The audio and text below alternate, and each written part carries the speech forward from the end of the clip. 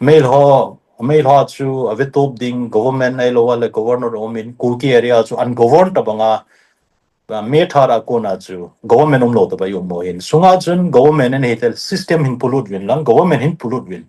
chu in the form of union territory with legislative power na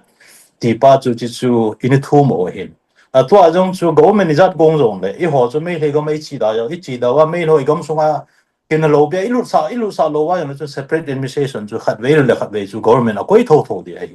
ai chu ho gam lang chu law and order dinga sensitive hin chong le India dinga dream project go egg is policy ki ti yo si chu ho gam hung chi di na e cho to bang chu su bulit na dinga chu government in hilanga I ho kom administration in piu chu thil ha sai poi ti chu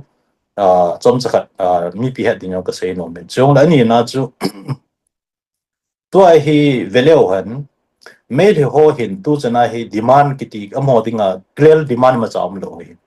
chong la ni na chu India constitution dung chu ya chu me lo chun state nei tao state nei wa state Manipur state hi ko na chu mo 60 assembly seats la chu amo 40 hi wa I ho tribal ho 20 bo ki that means assembly chu amhon dana dei dung chu ai ke sim theo anum lo bol theo hi chu ta bang chun an bol win chu an boloin chu mail he pau jong mai te maje kiti ho mo dei bonga script ke simwa I ho chunga impossible ho thil tampi Manipur statehood ai level Indian independence wa ko na hong chi tampi o men e chu mon state nei ji wa state majority ji wa bol the ho hin ya chu amo dinga chu izar in se yong le international forum a chu han lang India government ko mazar ki tung jong le ki to mo jong amo dinga chu grievances lo ta po ma hin ai chu state chu mo ai ji ne mai le dinga chu na a chu grievances nei chu ana go ho le I ho ku ki ho ki hin ku ki zo cha te hi bit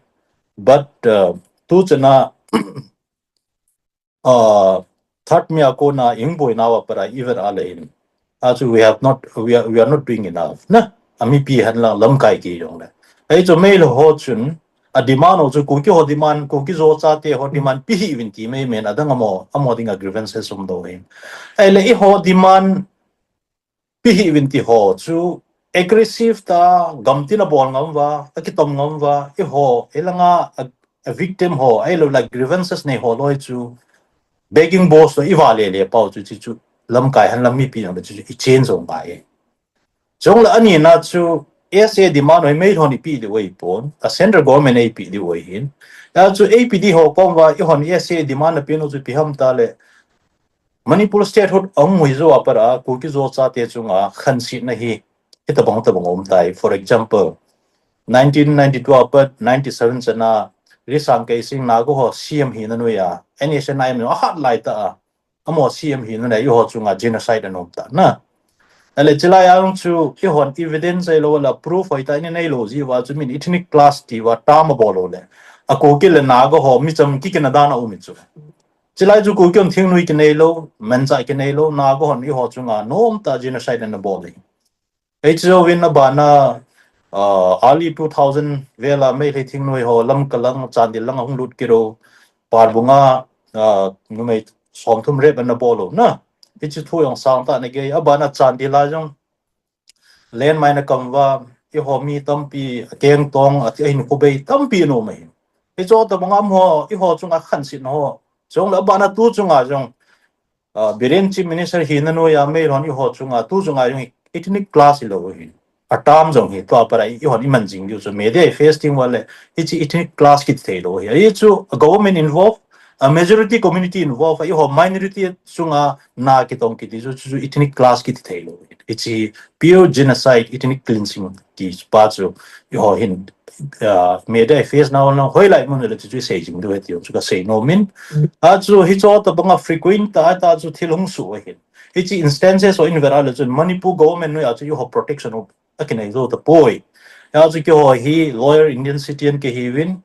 India freedom movement ading in jong notice a tribe zo sila ko hi nasata aha pan pinong kani hi win ai na kanapong win ti chu isai wa le chu ni hodinga chu we have lots of evidences chong le holding a substance tampi nei we government ko mai sei thi diu chuna ichi pa chu a right to ton to chong le hi na bong ta I ho zo an pan ikisim theology wa hi government in jong hena sa ignorable hom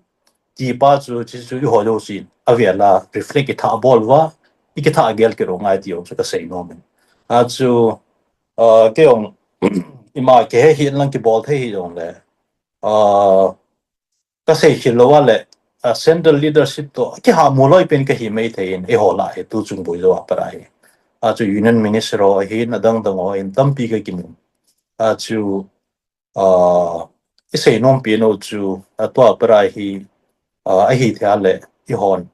I ho e khat I ki gon na pau ki movement chi dan pau hi neu che khat alin je ba ilungge lo he broaden hi sa wa ya chu in pi thei di ho lung thim chu I pi ti khoi kha dam ti chu amo ko ma taw ding ka ti nai poi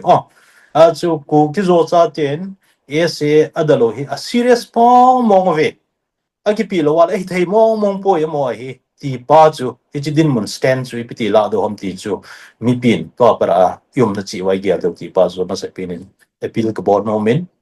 abana to hi gal ong narrative chi dan chu boitil jong mail hon media to a government jo si machinery jo si hi hon aman sa oin idi wang wa chu idi na pau hi leng do thailo ya chu mi la samte hi ji ven le ka thim long ki thomin chung le media thu sei thei jong ki thomin ta chu I ho idi wang wa chu idi na pau chu mi wa ding a chu itini class a ko ki ho gal pat ta banga ki se ya ka le mail hi pat ta ta chu narrative chu ta chu chi le mi tam pyong confuse na ki zo na chu mi o se ne chi mi a cheng khom itini class ta mong montina India pum pi ai ti da na chu min pe I pi ha emalo the ai gel pi oim ai le sunga chu pathin nei lung sit win a chu birin audio tape ong lik pa chu I ho ko mong lungin a chu chiung thun zo wa yong chu I ho ding a hi ko hom